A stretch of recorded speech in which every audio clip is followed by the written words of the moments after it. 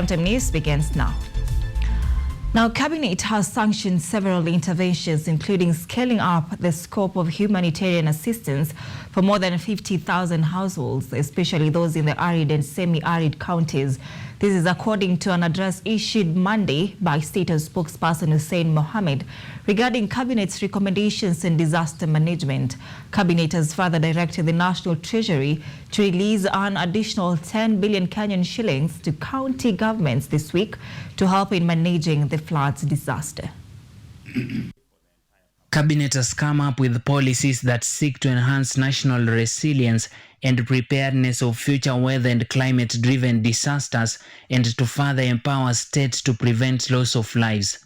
We will enhance our national resilience and preparedness for future weather and climate-driven disasters, as well as better empower the state to prevent further loss of lives, destruction of property, and interruptions to our way of life arising from the elnino situation.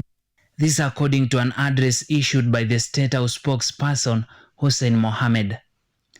Mohammed further states that preliminary assessment of the severity of the flood situation highlighted that 38 out of 47 counties are in the alarm stage, characterized by flash floods, general flooding in low-lying plains, rivers bursting their banks, landslides, loss of livestock, and destruction of farmland and infrastructure.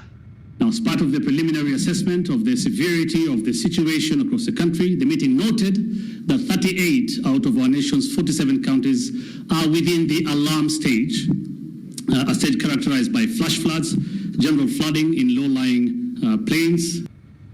Cabinet further noted that 76 lives have been lost to the El Nino disaster, while 35,000 households have been displaced, with the most severely affected areas being in the northern, eastern and coastal regions. Cabinet noted with regret that we have lost 76 Kenyans to El Nino, while 35,000 households have been displaced. The most severely affected areas are in the northeastern, eastern and coast regions specifically, but of course there are more counties. According to the report, the state had allocated 7 billion Kenyan shillings, with which it is implementing various programs to address the plight of Kenyans across the country, among which will be applied for humanitarian response. The resources committed will be applied for humanitarian response, including distribution and supply of medical commodities, food and non-food items, rehabilitation of infrastructure, and resettlement of displaced families.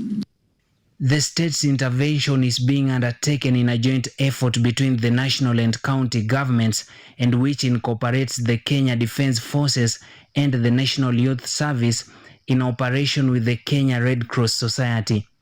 Through aircraft made available by the Kenya Defence Forces, medical supplies have been airlifted to most vulnerable counties.